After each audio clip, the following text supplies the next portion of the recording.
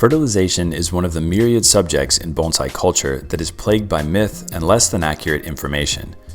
There is a tendency to view the horticulture applied to bonsai as somehow vastly different from the horticulture applied to basic container plants.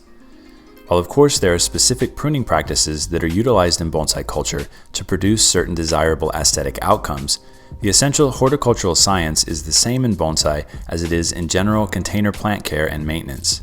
In this section, we will seek to dispel a few of these myths and misunderstandings and provide you with an in-depth understanding of what proper fertilization can do for your bonsai.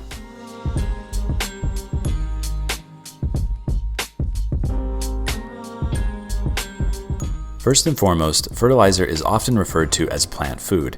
However, this is probably not the best descriptor of its role. At a very basic level, food for plants actually consists of water and carbon dioxide, as these elements are converted to carbohydrates and sugars via exposure to sunlight, i.e. photosynthesis.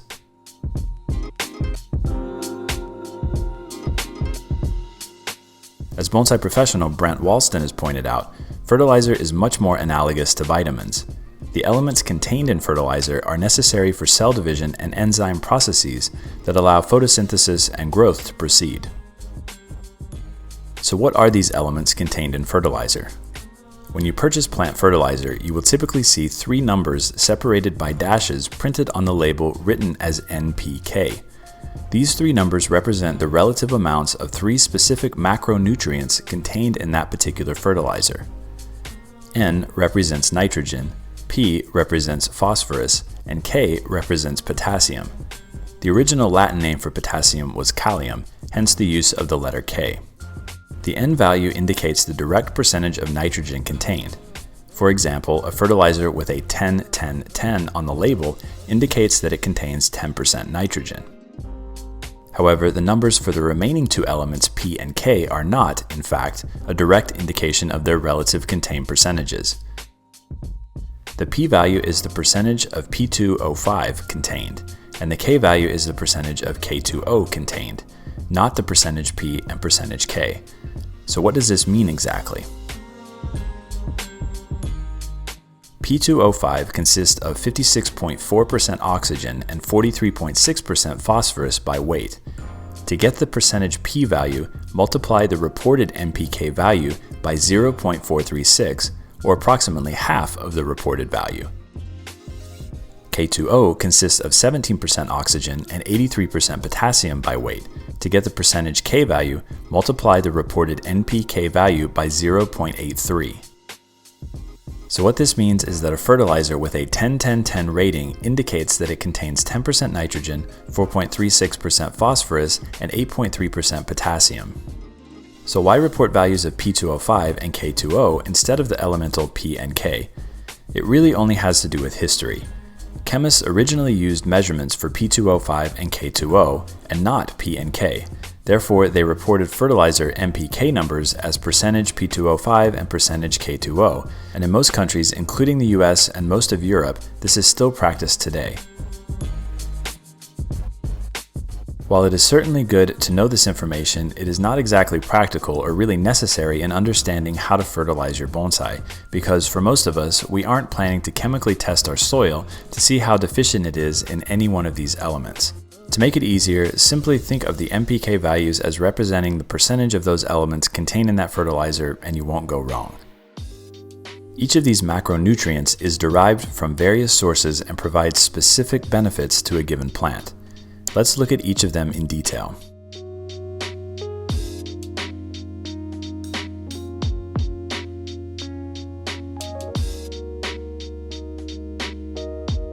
The first of these macronutrients listed will be the amount of nitrogen, indicated as the letter N, contained in the fertilizer.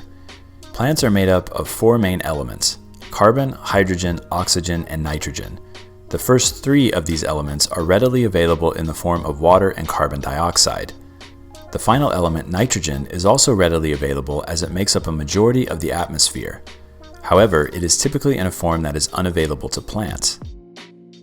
In order for nitrogen to be nutritious and usable to plants, it must be made available in a fixed form, i.e. in the form of fertilizer. Some of the common inorganic sources of nitrogen fertilizer blends include urea, urea ammonium nitrate, and anhydrous ammonia. Some common organic sources of nitrogen include manure, compost, blood meal, cottonseed meal, and feather meal. Nitrogen is a key element in many of the processes needed for plant growth. Specifically, nitrogen is paramount to chlorophyll, which allows plants to carry out photosynthesis. In other words, nitrogen is responsible to some degree for the green coloration of the leaves or needles and the elongation and expansion of new growth. Nitrogen affects both the size of leaves and the length of internodes between leaves.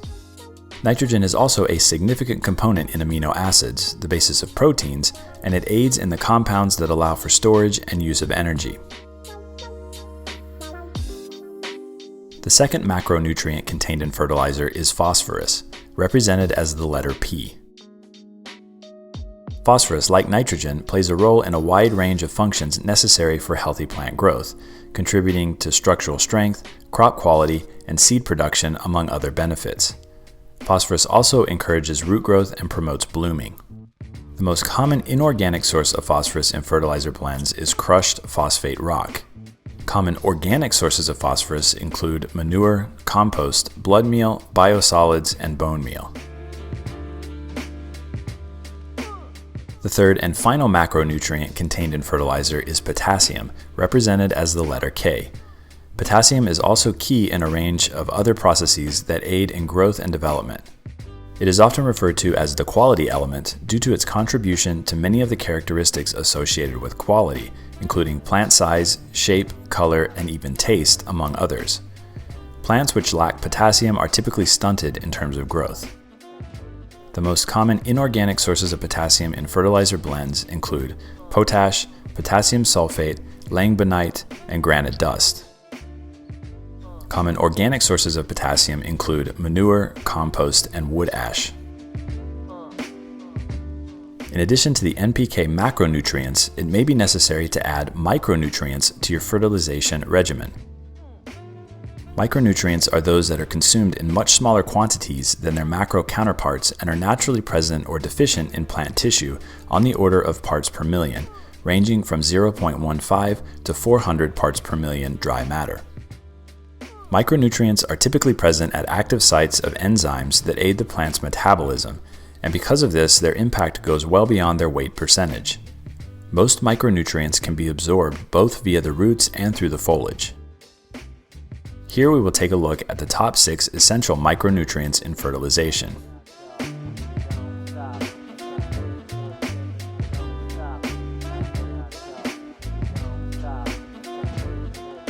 Soils are usually not deficient in iron, but they may be deficient in soluble forms of iron.